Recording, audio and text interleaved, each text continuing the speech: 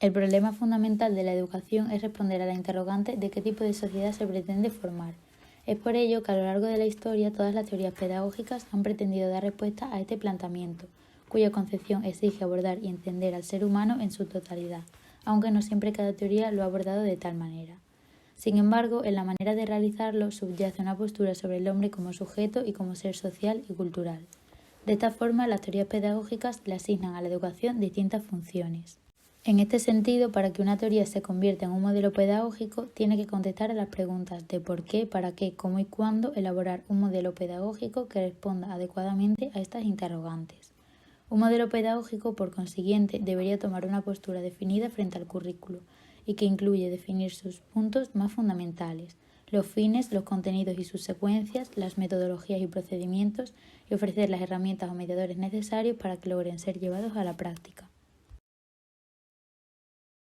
María Montessori. Montessori pertenece al grupo de grandes innovadores de la educación, aunque proviene del campo de la medicina. Durante varios años trabaja en la clínica psiquiátrica de la Universidad de Roma, con niños con discapacidad intelectual. En 1907 creó en Roma la primera casa de Bambini, centro de educación infantil para los hijos de las madres trabajadoras. Montessori otorga atención preferente a la psicología como guía de la pedagogía, incluso propone crear una psicopedagogía como fruto de la psicología aplicada a la educación. El ambiente Montessori es un lugar ordenado y limpio, donde cada elemento tiene su razón de ser en el desarrollo del niño. El aula está subdividida en áreas temáticas, donde se exponen los materiales y la bibliografía correspondientes, y permite una gran libertad de movimiento. Los niños pueden trabajar en grupos o individualmente, respetando su propio estilo y ritmo. El método Montessori tiene 5 áreas de aprendizaje bien definidas. En cada una de ellas se utilizan materiales diferentes. La mayoría de las veces, el niño estará preparado para trabajar 2, 3 o todas las áreas a la vez, dependiendo del momento en el que se encuentre. Estas 5 áreas son vida práctica, sensorial, matemáticas, lenguaje y cultura. Vida práctica.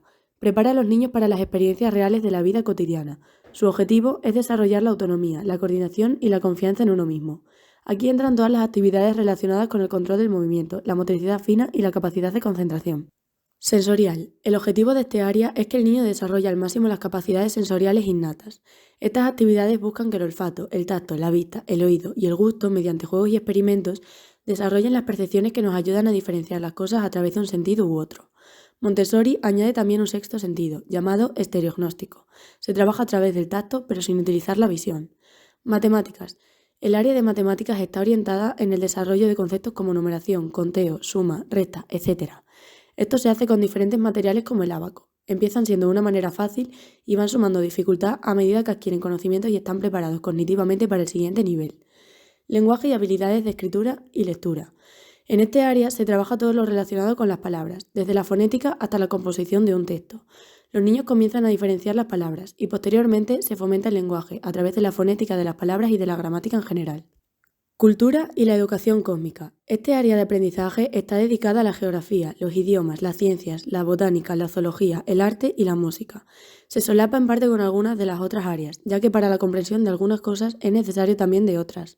El currículo en el aula de 6 a los 12 años incluye 5 grandes lecciones que explican el mundo desde una perspectiva histórica y evolutiva. Las lecciones están diseñadas para despertar la imaginación, la curiosidad y la admiración por la capacidad creativa e innovadora del espíritu humano. Materiales didácticos. En cuanto a los materiales didácticos que utiliza Montessori, destacamos 3 características. Autocorrectivo. El alumnado puede saber si lo que está haciendo está bien o no. Autónomo. Permiten el trabajo independiente y respetar el propio ritmo de cada niño. Y analíticos. Al intentar una formación atomista de la inteligencia, aislar las diversas sensaciones y proponer aprendizajes de forma acumulativa. El material Montessori fue diseñado científicamente en un contexto experimental dentro del aula, partiendo de los intereses de los niños y de su etapa evolutiva. Tienen 2 propósitos, uno directo, que sirve para el presente, y otro indirecto, que sirve para el futuro. Los materiales no son juguetes, son herramientas para desarrollar las habilidades y el conocimiento, y se dividen en las diferentes áreas de método. Materiales didácticos. Tipos de materiales didácticos. Material de vida práctica. Dentro de este área encontramos gracia y cortesía. Trata de actividades como por ejemplo sonarse a la nariz y sentarse en una silla. 2. Material sensorial. Estos materiales se dividen en el sentido de la vista, el olfato, auditivo, tacto y gusto. El objetivo de los materiales sensoriales Montessori es desarrollar y aumentar el potencial de los 5 sentidos del niño. Materiales del lenguaje. Los materiales del lenguaje van destinados al aprendizaje de la lectoescritura, como por ejemplo las letras de lija. 4. Materiales para matemáticas. El objetivo es el aprendizaje de los conceptos de matemáticas. Algún ejemplo puede ser ábaco, listones rojos, juegos de mesa, etc. 5. Materiales de educación cósmica. Actividades y materiales destinados a geografía, historia, arte, biología, botánica, música. Algún ejemplo de materiales educativos puede ser el globo terráqueo. Pedagogía Waldorf de Rudolf Steiner. La pedagogía Waldorf tuvo su origen en el año 1919, de la mano del filósofo alemán Rudolf Steiner. Nació en 1861 en el seno de una familia sencilla. Esta pedagogía nació en el caos social y económico que siguió a la Primera Guerra Mundial. Hoy en día, esta pedagogía es uno de los movimientos educativos alternativos que cuenta con una gran presencia a nivel mundial. Los septenios. Uno de los pilares fundamentales de la pedagogía Waldorf consiste en el estudio y comprensión del desarrollo de la biografía del ser humano. Primer septenio, de 0 a 7 años. En esta etapa el niño experimenta el mundo y aprende principalmente a través de la actividad física y los efectos de los estímulos. Segundo septenio. En esta edad el niño se interesa más por su entorno, surgiendo un genuino interés por experimentar a través de las diferentes materias y actividades. En estas etapas podemos observar los primeros pasos en el desarrollo del ser humano, en un comienzo totalmente independiente. El ritmo del día infantil, rutinas y actividades diarias. Los niños se mueven como el ritmo de una respiración, inhalando y exhalando, con calma. Pausas, empiezan el día con juego libre. Otra actividad importante es la recogida del material, la cual se hace desde la calma y total presencia, para luego pasar a hacer un círculo donde se canta y también se danza. Uso de la fantasía, canciones, cuentos, rimas y teatrillos. En esta pedagogía, los cuentos, por ejemplo, de hadas o de los hermanos Grimm, son muy importantes, sobre todo para la enseñanza de los niños en el primer septenio. Los niños confían ciegamente en que el bien triunfará sobre el mal. Los cuentos de hadas clásicos tienen un gran valor y aportan muchos beneficios para el desarrollo de los niños. Es como si sembramos en ellos una fuerza interior para afrontar las situaciones que vivirán. Lectura, escritura y matemáticas. El niño tiene que iniciar el proceso de escritura de manera natural y este proceso no se inicia como tal hasta los 6 años, de manera grupal. Los niños en las escuelas infantiles de Waldorf han de realizar una serie de pasos previos antes de iniciar la escritura. Psicomotricidad gruesa, fina y lateralidad. Juegos de motricidad fina en la mesa de experimentación. Lenguaje y conciencia fonológica. Coser, bordar y un largo, etc. Las matemáticas también se introducen de manera vivencial. Es curioso cómo unen las 4 operaciones básicas, sumar, restar, multiplicar y dividir, con movimientos del cuerpo y enseñan las 4 operaciones a la vez. Cuando suman andan hacia adelante, cuando restan caminan hacia atrás, cuando dividen saltan hacia atrás contando a intervalos mayores, cuando multiplican saltan mientras cuentan a intervalos mayores. La comprensión de las operaciones es un proceso que se realiza después. Primero tienen que vivenciarlas. Las operaciones básicas también las aprenden a través de un cuento.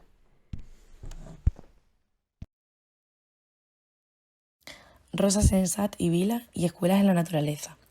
Se trata de Rosa Sensat y Vila, una educadora vinculada a la escuela pública y a los planteamientos de la escuela activa, en la que cada niño debe desarrollar sus capacidades personales al máximo, para integrarse a la sociedad y aportar lo valioso de su individualidad para transformarla, así como una educación próxima a la naturaleza.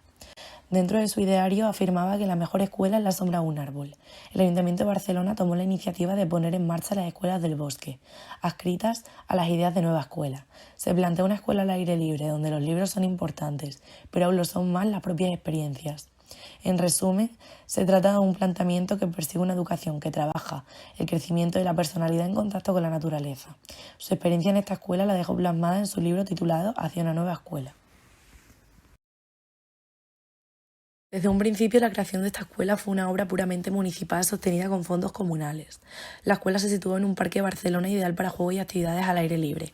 Además, disponía de espacios cubiertos para resguardarse del mal tiempo. Se dividía en 2 secciones, una de niños y otra de niñas, que funcionaban separadamente aunque con un plan común y una unidad de organización. Se limitó a 40 el número de plazas de cada sección. Los primeros 30 accederían a esta escuela gratuitamente, los últimos 5 deberían pagarla. Los alumnos no podían ser menores de 7 años ni pasar de los 10 a su entrada, y para ser admitidos tenían que someterse a un examen facultativo. Además, como para los 30 primeros esta era gratuita, deberían justificar que las condiciones económicas de sus padres no les permitía costear los gastos de la educación en la escuela. La edad que se fijó para la salida fue la de 12 años. La asistencia era obligatoria, debiendo presentar un certificado de faltas. El legado de Rosa Sensat es un proyecto innovador basado en el concepto de escuela al aire libre, con un enfoque educativo integral, educando en libertad y en el contacto con la naturaleza. Las escuelas bosques suelen contar con un pequeño refugio para poder realizar su actividad cuando el tiempo no acompaña. Según el dicho popular, no hay mal tiempo sino mal equipo. Estas iniciativas en España pueden aparecer bajo otras denominaciones, como grupo de juego en la naturaleza o educación al aire libre. La mayoría siguen un enfoque no directivo, aunque hay excepciones. Se concede gran importancia al juego libre, la creatividad y a la imaginación.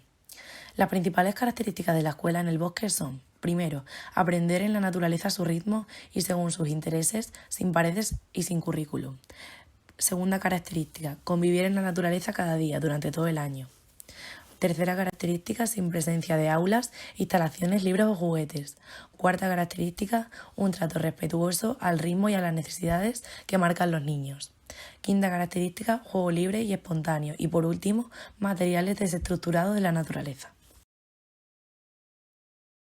Celestin Freinet era un pedagogo francés que tras la guerra comienza la búsqueda de prácticas de enseñanza alternativas. Entonces empieza a experimentar con nuevas propuestas de educación, donde destacan las innovaciones escolares que dieron lugar a un amplio y novedoso proyecto de renovación escolar y transformación social, conocido como Escuela Moderna, organizado y materializado en torno a la cooperativa de enseñanza laica. La escuela de Freinet se puede definir como una escuela pública popular, democrática y participativa, donde los aprendizajes se efectúan a partir de las propias vivencias, de la manipulación e investigación de la realidad y de la expresión de sus vivencias a través de herramientas como el periódico escolar o el libro de la vida. Algunas de las aportaciones y principios en los que se basa su método son: tanteo experimental y método natural basado en la observación, investigación y el ensayo-error, libertad de expresión. Todo aprendizaje va acompañado de la comunicación al grupo y del intercambio con los demás. Educación por el trabajo. El trabajo escolar debe tener un sentido, una utilidad para los niños. La escuela debe centrarse en el niño y en su éxito, de manera que el niño y la niña se sientan protagonistas de su propio aprendizaje, que participen, que se interesen, que se impliquen emocionalmente. El trabajo cooperativo está en su esencia. Celestin Freinet desarrolló una serie de técnicas para buscar un mejor desarrollo en las escuelas, y estas técnicas son: en primer lugar, la imprenta, que en la escuela era una herramienta muy útil que ayudaba a modernizar, dinamizar y vivificar el aprendizaje. Además, daba solución a los problemas de la educación individualizada, respetando la espontaneidad, la curiosidad y la nación de los niños hacia el trabajo libre. También facilitaba la creación de tiempos y espacios propicios para la comunicación libre y despreocupada de los niños. Además, la imprenta situaba al niño en el centro de la actividad escolar. Los alumnos se convertían en artífices de su propio pensamiento, lo creaban y lo construían, descubriendo con asombro y satisfacción que su trabajo no se que sus ideas y deseos más íntimos no se volatilizaban una vez finalizaba la jornada, y que, además, serían leídos y apreciados por compañeros, amigos y familiares. La imprenta, así, dejaba de ser divertimiento o emulación para convertirse en algo mucho más serio, en trabajo libre y responsable del que los niños estarían orgullosos y con ganas e ilusión. En segundo lugar, encontramos el llamado texto libre, del que surge el cuaderno o periódico escolar. Aquí, la imprenta cobraba el verdadero significado.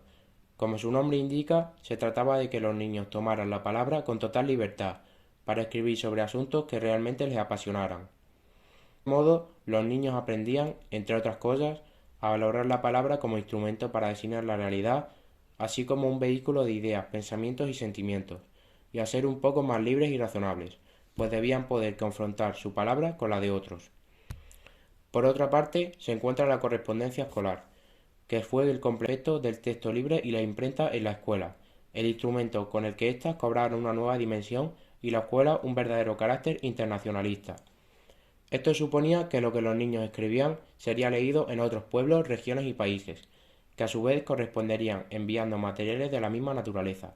Esto hacía, además, que los alumnos tuviesen un interés aún mayor y constante en el trabajo con la imprenta, ya que periódicamente tenían la oportunidad de experimentar la sensación de descubrir y explorar algo por primera vez, aunque fuese de forma indirecta. Además, esto suponía que fueran más cuidadosos con su trabajo y a desarrollarlo con mayor criterio. En cuarto lugar, encontramos el fichero escolar, que buscaba una alternativa a los manuales escolares. El fichero era un recurso que hacía posible la individualización de la enseñanza y facilitaba y potenciaba la autoeducación de los niños, respetando intereses, ritmos y estilos de aprendizaje. Además, era capaz de enriquecer el trabajo a través de la imprenta. Permitía matizar y precisar las ideas, los datos y los hechos de los textos libres, ya que las fichas eran documentos que contenían informaciones valiosas relativas al cálculo, la geografía, la historia, las ciencias naturales, etc. En quinto lugar, encontramos el cine, la radio y los discos, que al fichero escolar eran técnicas complementarias que permitían modernizar la escuela y ampliar los horizontes de la misma, ofreciendo a los alumnos fragmentos de realidades distantes en el tiempo real y otros que, de no ser por tales herramientas, permanecerían sin explorar. Sin embargo, es necesario tener en cuenta ciertas recomendaciones para que el trabajo tenga un sentido educativo. Por último, encontramos la asamblea de clase, que es uno de los momentos más importantes de la tarea educativa, por distintas razones. La primera es que supone un aprendizaje democrático de primer orden para el alumnado, al ser la asamblea soberana para proponer y decidir sobre todo lo que afecta a la vida de la clase. Además, en él se plantean y se encuentran soluciones acerca de todos los problemas que puedan surgir en el aula y en el centro educativo. Finalmente, a través de lo que proponga el alumnado y el profesorado, se acuerdan las normas de funcionamiento de la clase y las actividades de aprendizaje, el contenido de los planes de trabajo individuales, la cantidad mínima de a realizar, los temas generales o proyectos colectivos, etc. En definitiva, la asamblea organiza la vida de la clase y en ella todos los alumnos y alumnas tienen derecho a participar y decidir como uno más. A los 14 años, Alexander Neil decidió dejar los estudios y dedicarse a trabajar de maestro. Desarrolló una pedagogía antiautoritaria más adelante. En el colegio se daban castigos físicos y para él, el objetivo de la educación debía ser permitir al niño expresar su propia alma, en lugar de imponerle las ideas. Él defendía que en una educación en la que no haya libertad está abocada al fracaso, ya que dará lugar a un adulto conformista y neurótico, desconectado de sus propios deseos. Por eso, la principal función de la escuela debería ser permitir a sus alumnos su libre desarrollo y el aprendizaje de la vida común. Una gran influencia de Neil fue Homer Lane, que trabajaba con niños delincuentes. Cuando los niños sabían que no había castigos y que se confiaba en ellos y a su vez se les asignaban responsabilidades, sus conductas antisociales se revertían o desaparecían. Tenía un sistema de autogobierno en el que cada persona contaba como un voto, independientemente de su edad. Neil plasmó todo su ideario en la escuela Summerhill. El pilar de la escuela es la libertad. Todos participaban en la elección de las reglas, había unas 250, y eran vivas y revisadas periódicamente, contando lo mismo el voto de un alumno que el de un adulto. En esta escuela no hay reprimendas ni sermones, pero sí sanciones. Hay clases magistrales, pero los niños asisten únicamente si quieren, por lo que la asistencia es voluntaria, pero no había ninguna clase vacía. Es el sueño de todo profesor, tener en el aula alumnos que están allí porque así lo han decidido voluntariamente. Es lo que realmente les da motivación, tanto a los niños como a los profesores. Neil exige coherencia y compromiso a sus alumnos. Al comenzar cada trimestre, el niño decide a qué clases irá. Y hay evaluaciones, pero estas solo se realizarán únicamente para comprobar cómo se está avanzando. Summerhill fue la opción a la que las familias desesperadas acudían con sus hijos que no se habían adaptado a otros colegios, que traían consigo un bagaje emocional negativo y dificultades de su colegio anterior. Por esto, requerían una atención extra que acababa desequilibrando a la comunidad. Por eso, ahora, se prefiere que los niños entren pronto a esta escuela, como con unos 6 años, y rara vez se admitan mayores de 12. La pedagogía de Summerhill consta de unos 4 puntos. El primero es: el amor, el respeto y la felicidad van a ser las bases de la convivencia. La autorregulación a través del autogobierno. La asamblea como el máximo órgano de gestión y organización de la comunidad. Hay una horizontalidad del poder. Tanto el alumnado como el profesorado son iguales ante la toma de decisiones. La libertad para decidir qué hacer y qué aprender. Son los propios alumnos quienes deciden su asistencia a clase. Y por último, el juego y la libertad de expresión como forma para liberar sus miedos y temores.